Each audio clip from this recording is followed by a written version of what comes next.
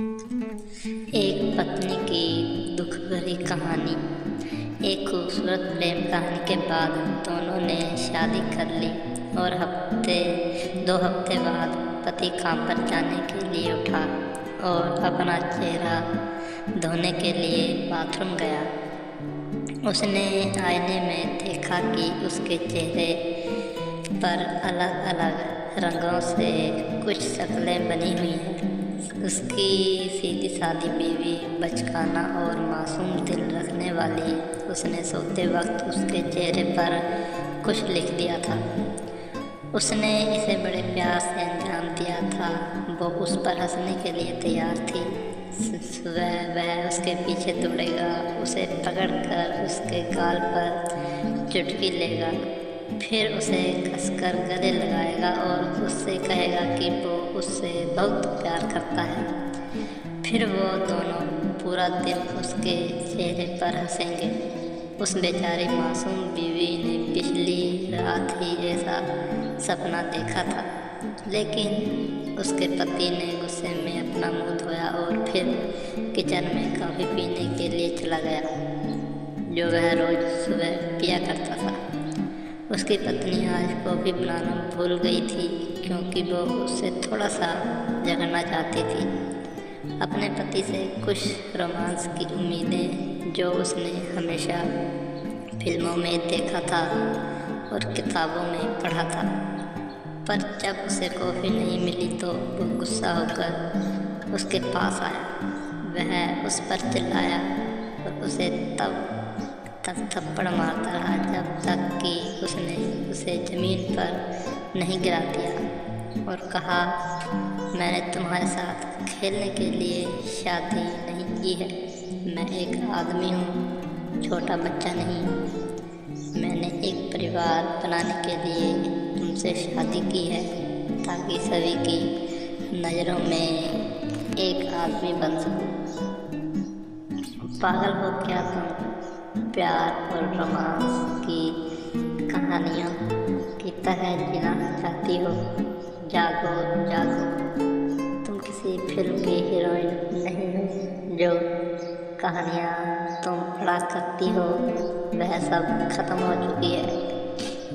कहानियों से घर नहीं बनेगा और ना ही खाना बनेगा। ये कहानियाँ तुम्हारे बच्चों को नहीं पालेंगी। वह बेचारी मासूम बीवी खड़ी रो रही थी और अपने दुपट्टे से अपने आंसू पोंछ रही थी। पति ने उस पर चिल्लाते हुए कहा, आज मैं अपने दोस्तों को लंच पर बुलाऊंगा। मैं चाहता हूँ कि जब वह आए तो सारा खाना तैयार हो जाए। तुम समझ गई ना? और अगर खाने पीने में कुछ कमी रही तो तुझ पर अफसोस हो। वो उस वक्त खुद को ऐसे आदमी के रूप में देख रहा था कि जिसकी पत्नी उसकी शाम पर चलती है। वो अपनी पत्नी को जख्मी दिल के साथ छोड़कर बाहर चला गया। वह खड़ी इतनी ज़ोर ज़ोर से रो रही थी कि वह ठीक से सांस भी नहीं ले पा रही थी। वह जल्दी से दोपहर का खाना तैयार करने लगी। उसकी आंखों से बराबर आंसू बहते जा रहे थे। पति उस दिन काम पर नहीं गया, अपने दोस्तों के घर चला गया।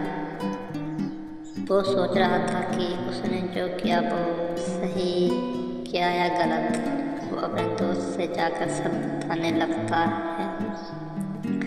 आज मैंने अपनी बीवी को ये कहा, ऐसे डांटा, ऐसे मारा, लेकिन सौभाग्य से उसका दोस्त उसके जैसा नहीं था। उसने उसे अपनी बात पूरी करने की अनुमति नहीं दी और यह कहते हुए उसे बीच में ही रोक दिया, यह सब कैसी क्रूरता तुम्हारे अंदर भरी है? इस तरह तुम अपनी पत्नी के साथ व्यवहार करते हो? क्या तुम एक अच्छे पति हो? क्या तुमने ईश्वर के दूत को नहीं सुना? महिलाओं के प्रति दयालु रहो। महिलाएं कांच की बनी बोतल की तरह होती हैं। आपको उसके साथ नरमी से व्यवहार करना होगा, उसके प्रति दयालु होना होगा, उसके साथ कोमल होना होगा। उसे दुलारना होगा और उसे तोड़ना नहीं होगा।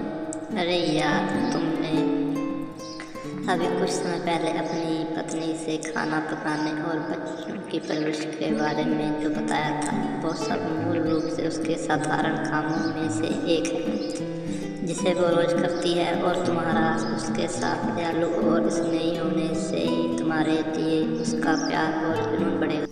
वो आपको सताए बिना घर के वो सारे काम करेगी जो तुम चाहते हो। वह तेरी दासी है और मैं घर की नौकरानी है।